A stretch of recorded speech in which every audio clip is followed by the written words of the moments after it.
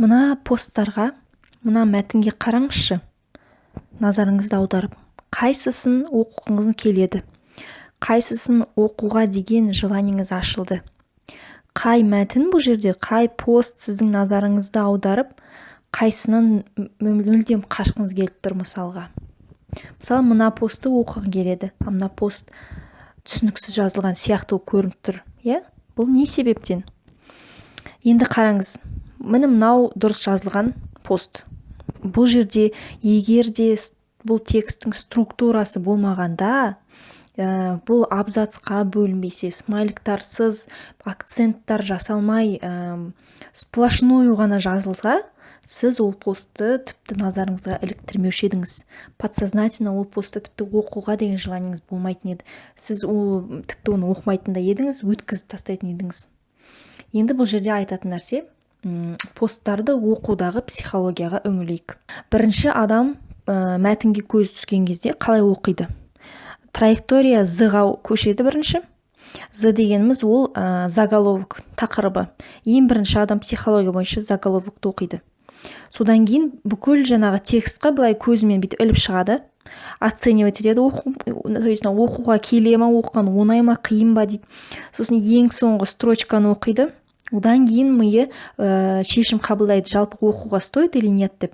Көбінесе егер оның тіпті заголовок болмаса да, басы не очень басталса, и сплошняком жазылса, и оқуға қиын сияқты көрінсе, аяқ жағы ұнамаса, адам оқымай-ақ қою керек деген шешім қабылдайды да, оқымайды екен. Бұл сондай психология. Сосын траектория F. Қайтадан жаңағы дұрысын айттым ғой, мына заголовокты оқыдық, бүкіл тексті былай общем қарап шықтық. Сосын аяқ жағын оқимыз да, уже оқимыз оқымаймыз ба деген. Өзіңізді байқап көріңізші, сіз де солай істейсіз, сіз өзіңіз байқамайсыз негізі. Лентада қарап көріңіз. Мысалы, бір пост шықты, сіз қалай оқисыз оны? Мен өзім тоже осыны бірінші рет білген кезде таңғалған, мен шынымен солай істейді екем. Бірінші заголовок тақырыбын оқиды екем. В общем, все равно көзің бүйтіп ар жағымен қарап шығасың, текст қандай екен деген сияқты. Аяқ жағын бір сөйлемін оқып қаласың да, ұнамаса бүйтіп өткізіп жібересің да, ары қарай келесі постқа көшесің. Егер ұнап тұрса толықтай оқисың, немесе бір сүйікті блогерің болса толықтай оқисың, өткізбей. Сосын траектория F басталады. Қайтадан тақырыбын оқиды. Сосын кейін внимательно екінші абзацты оқиды екен. Сосын кейін бір-екі сөзді бүйтіп аттандырып, бір қалған абзацтардың бір-екі сөздерін оқиды екен да, қайтадан соңғы строчканы оқиды екен. Егер де жаңағы текст ұнаса, адамның бір назарын аудара алса, қайтадан сол жаңағы өткізіп жіберген абзацтарға келіп, соның бәрін толықтай оқиды екен да, кәдімгідей үңіліп тұрып оқиды екен. Міне осы жерден білуге болады, барлығымыз бірдей екенбіз. Мен өзім де білген кезде түсінбеген бұл қалай солай болатын. Негізінде солай екен. Бұл көп нәрсе структураға байланысты. Яғни сіздің постыңыздың, сіздің мәтініңіздің өзінің структурасы болу керек. Сіздің оқырманыңыз өзіне мынандай сұрақ қояды екен, 3 сұрақ қояды. Неге мен бұл оқыған нәрсені, бұл жазылып тұрған нәрсені оқуым керек? Бұл маған несімен қызық?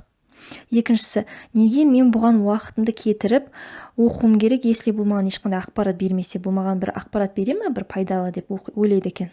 Сосын үшінші сұрақ, мен өзімнің уақытымды пайдалы өткізем бе, әлде бостан-босқа өткізем бе? Үшінші сұраққа жауап берсе, сондықтан ары қарай осыған орай бізде мынандай структураны осылай жасаймыз. Яғни, біріншіден сіздің тақырыбыңыз, посттың тақырыбы, бірінші сөзі адамның назарына ілігуі керек, және сіздің посттың не жайлы екені түсінікті болу керек. Жалпы тақырыптар қандай болу керек? Бәріміз білеміз, мысалы сіз уже басқа блогерлердің оқығанда шығарсыз, менің посттарымнан да байқаған шығарсыз, ол адамның назарын алатындай болу керек. Мысалға, мынандай мысал, бұндай ешқашан болмаған деп үлкен әріппен жазылып тұр екен посттың тақырыбы. Уже қызықты көрдіңіз, қызықты сөздер бұл. Арнайы адамдардың назарын іліктіру үшін бұл сондай копирайтингтің әдісі. Одан кейін екінші әдіс, қандай да бір мақсатты аудиторияға арналған нақты. Тақырыбы былай: декретте отырған аналарға арналған жұмыс. Яғни ол тек қана декретте отырған аналарға ғана қызық болады. Басқалар өтіп кетеді ондай посттан. Арнайы сөйтіп жазсаңыз болады. Немесе былай жазып қойған, крючок дейді бұны, якорь дейді, провокация деп те айтады. сұрақ белгісімен былай жазуға болады: а сен білесің бе неліктен сенің клиенттерің сенен кетіп қалды? Немесе ал сен білесің бе неліктен сенің саудаң жүрмей жатыр? Адам ойлайды, мә сондай сұрақ тұр, неліктен екен дейді да, ары қарай сіздің постыңызды оқиды. Бұл өйткені қызықты. Сосын мынандай да әдіс бар, интрига жасау болады. Тақырыбы былай, например: мен блогер болғандықтан менің өмірім осылай өзгерді. Немесе мен блогымды бастадым, сондықтан менің өмір өзгерді деген сияқты. Все, уже интрига тұр. Неге, қалай? Адам пост оқи бастайды. Сосын мынандай отсечка жасауға болады, тоже бір әдіс. Үлкен қылдырып жазып қоюға болады: бұл постты жүрегі ауыратын адамдар оқымай-ақ қойсын. Бұл постты қалай десе болады, айтады ғой, пост не для слабонервных дейді ғой, солай жазып қоюға болады. Немесе соңына дейін оқыңыз. Немесе пост соңында сыйлық бар, розыгрыш бар деген сияқты мотивация. Соңына дейін оқы десе, адам шынымен де солай соңына дейін оқиды екен, өйткені бостан-босқа жазылмаған ғой. Бірақ бұл техниканы әр постқа қолдануға болмайды, анда-санда ғана қолдануға болады. Содан кейін міне тақырыбын жаздыңыз, сіздің текстіңіздің. Сіздің екінші абзацта яғни түсінікті болу керек. Вообще сіздің текстіңіз не жайлы, ключевой ойлары түсінікті болу керек. Мысалы, абзац былай басталады: бүгін мен сіздерге өзіңіздің конкуренттеріңізді қалай білу керексіз, қалай оны анализировать ету керексіз, өзіңіздің целевой аудиторияңызды қалай табу керексіз, сол туралы айтамын. Бұл блогерліктің бастамасы. Вот, мен мысалы пост не туралы екенін қысқаша айттым. И предпоследний дейді ғой, соңғы емес, соңғының алдындағы абзацта сіздің постыңыздың несі болу керек, қорытынды бір текст болу керек. Мысалы, основной негізгі ойларды басқа сөздермен алмастырып жазсаңыз болады, кішкене өзгертсеңіз болады, бірақ кішкене қорытындылай кетуіңіз керек. Бұл сондай структура. Міндетті түрде осындай құрылымды қолдану керексіз. Ал соңғы сіздің абзацыңыз міндетті түрде бір призыв к действию болу керек. Мысалы, перезвоните нам, мысалы, бізге хабарласыңыз, немесе ссылкамен өтіңіз, немесе сұраққа жауап беріңіз, немесе лайк басыңыз деген сияқты. Көбінесе сіздерге рекомендую сұрақ қоюға. Міндетті түрде, чтобы сіздің комментарийлар жазды адамдар. Егер сіз сұрақ қоймасаңыз, адамдар, скорее всего, комментарий жазбайды. Адамдар жай лайк басады да өтіп кетеді. А вот сұрақ қою арқылы комментарийлар өседі кәдімгідей. Көп блогерлар бұны қолданады, сондықтан міндетті түрде постыңыздың соңы сұрақпен аяқталу керек. Сол тақырыпқа қатысты бір ашылатындай түсінікті болу керек ол сұрақ біріншіден, және жауап беруге итермелейтіндей болу керек сұрақ. Мысалы, жаңағы мен мысал постыма мынандай сұрақ қоюға болады: ал сіз өзіңіздің мақсатты аудиторияңызды анализировать етесіз бе? Басқа блогерларды оқисыз ба? Бұл қалай ойлайсыз? Бұл блогтың дамуына әсер ете ме деген сұрақ қоям, и менің оқырмандарым бұл сұрақтарға жауап бере отырып комментарий жазады. Сосын структура текстада сіздің абзацтарыңыз болу керек міндетті түрде, яғни бөлінген болу керек. Абзацтардың арасында жаңағы абзац жасау үшін арасында болады ғой, пробелдар бар ғой. Инстаграмда пробел жасалынбайды. Мысалы, нүкте қойып жасау болады, мен бұрын өзім жасайтынмын.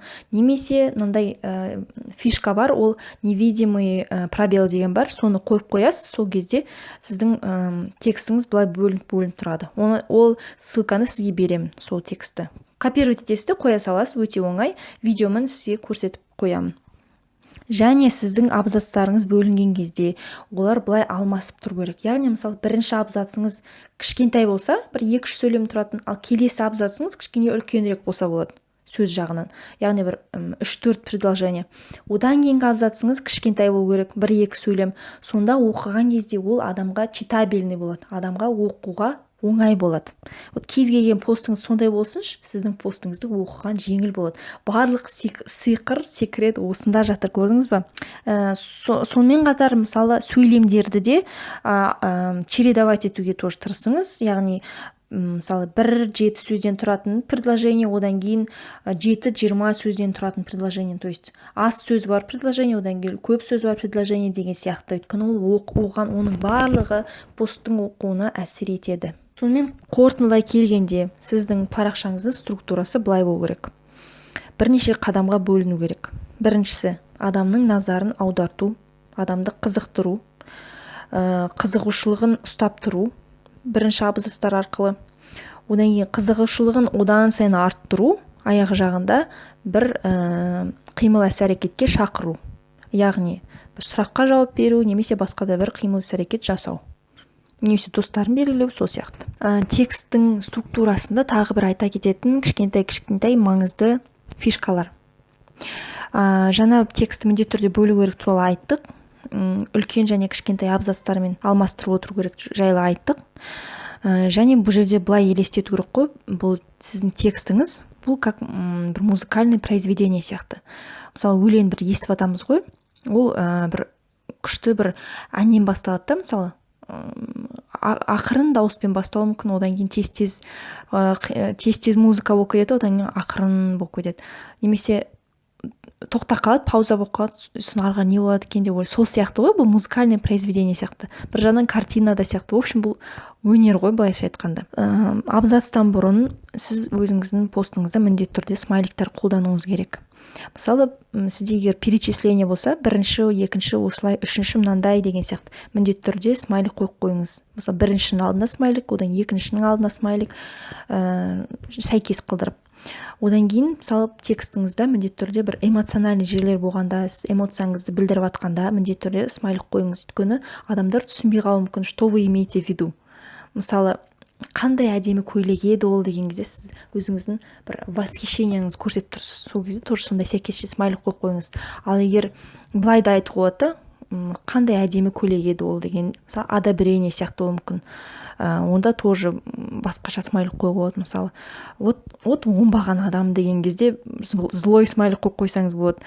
Көрдіңіз, сондай түсінікті болады. Бұл эмоция ғой, адам эмоцияны жаңа смайлик көргенде өзі де бір эмоция испытывать етеді, и текст әдемі, жақсы көрінеді. Мысалы, мен бүгін ананас жедім, или мысалы вишнядан осындай пирог жасадым деген кезде вишняның смайлигін қойып қойсаңыз болады, ананастың смайлигін қойып қойсаңыз болады, бұл өте әдемі көрінеді. Вот, егер сіздің постыңызда бұндай заттар болмаса, сплошной текст, смайликсіз болса, адам қандай пайдалы, қандай қызықты пост болса да ол оқымайды. Вот сондықтан өте маңызды. Және смайликқа да өзінің бір стилі керек, өзіңізге анықтап алсаңыз да болады, бір жиі қолданатын смайликтарды анықтап алсаңыз болады, оны регламентация смайликов дейді. Мен өзі смайлик жайлы көп нәрсе білемін деп па. Мысалы, предложение біткеннен кейін нүктенің орнына смайлик қойсаңыз болады, кейбір нүкте қояды, немесе бір смайлик, немесе екі смайлик қойсаңыз болады. Өзіңіз таңдап алыңыз, бұл сіздің бір брендіңіздің де белгісі болады. Бір смайликті жиі қолдансаңыз болады, өзіңізге ұнаған. Содан кейін бұл жерде маңызды нәрсе, мысалы, перечисление жасадыңыз ғой, бірінші, екінші, осындай, үшінші, мындай деп. Сөз бітті ғой, сөзден кейін пробел жасамайсыз ешқашан. Ол айтпесе сіздің текстіңіз съезжать етіп қалады. Ешқашан сөз бітті ме, пробел қоймайсыз, лишний пробел болмау керек. Немесе нүкте болу керек. Нүктеден кейін де пробел болмау керек. Бұл өте маңызды, өйткені осындай маңызды мелочьтарды адамдар сұрап жатады. Болды. Тексеріп отырасыз, пробел қойып қойған жоқсыз ба случайно деп айтпаса, ертең текстіңіз әдемі емес болып көрініп қалады. 6 ай бойы басқа блогерларды шығарып, осы курстың обучение кезінде қаншама оқушыларымды үйрету барысында мынандай нәрсе байқадым. Соны сіздерге айтуды шештім. Өте маңызды жайт бар, назар аударатын екі нәрсе. Ол біріншіден ол сауаттылық, және екіншіден ол түсініксіз текст. Сауаттылық. Көп блогерлар енді қателік кетіріп жатады. Бұл негізі өте дұрыс емес. Қаншалықты сіздің постыңыз пайдалы болсын, қызықты болсын, егер де бір қателер болып жатса, бұл адамды отталкивает, сіздің подписчиктарыңызды. Сондықтан постыңызды шығармас бұрын міндетті түрде сауаттылығына, грамотностьна тексеріп алыңыз, қателері бар ма жоқ па. Кейбір жерде үтір нүктесі дұрыс қойылмай жатады. Бір үлкен предложение болса, үтір қою ұмытып кетіп жатады, немесе бір сөздер қателесіп қалып жатады, грамматикада бір қате болады. Бұл өте портит жаңағы впечатленияны. Негізі орыстарда андай сайттар бар, жаңа қателік тексеретін специальный. Бізде ондай кажется жоқ қой деймін. Әлде бар ма, мен тіпті қарап көрмеппін, бірақ жоқ деп естігем. Сонда да өзіңіздің қателіктеріңізді түзеуге тырысыңыз. Бұл өте маңызды, сапалы болу керек. Өйткені сіз жайлы сіздің оқырмандарыңыз сіздің текстіңіз арқылы қарайтын болады негізінде. өте маңызды, бұған назар көп аудару керек. Біз бұны обсуждать еттік та кейін, бірақ обучение кезінде бұған аса мән бермеген тұғымыз. Бірақ бұл өте маңызды, сауатты болсын посттарыңыз, қателіктері болмасын. Бұл өзіңізге кері жаман әсерін тигізеді. Сосын постты қысқарту жайлы ақпарат. Қараңыз, бізде қыздар жазғанда пост мынандай қателік жасап жатады. Мен қараймын да түсінем, что мына постты 2 есе қысқартып жазуға болатын еді. Яғни артық сөздер, керек емес фразалар, яғни қайталана беретін сөздер, осының барлығы тексті құртып тұрады. На самом деле көп нәрсені қысқартуға болады. Мысалы, постты жаздыңыз, смайлик барлығын қойдыңыз, одан кейін редактирование көшкенде сіз міндетті түрде осы нәрселерді істеу керексіз.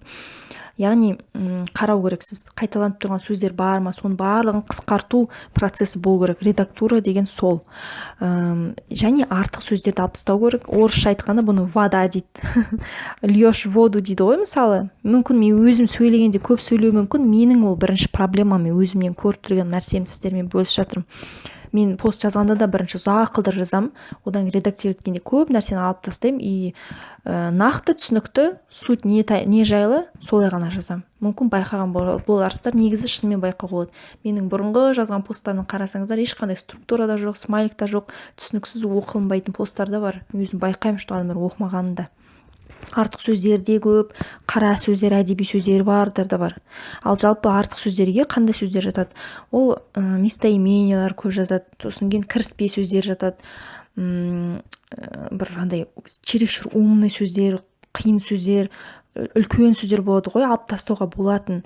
Сосын эвфемизмдар жатады, бір глаголдар слишком көп қолданылса, сол жазады. В общем, артық керек емес сөздер. Тексті қысқарту не нәрседен тұрады? Бірінші, текстіңізді өзіңіз вслух оқып шығыңыз. Дауыстап оқисыз. Сосын кейін абзацқа бөлдіңіз ғой, абзацыңызға қарайсыз. Осы абзацта тура осы нәрсені, но 2 есе қысқа қылдырып жазуға бола ма? Бірақ смыслын жоғалтпай әрине. И қарайсыздар, шынымен иә деп. Қалай қысқартасыз, солай қысқартасыз.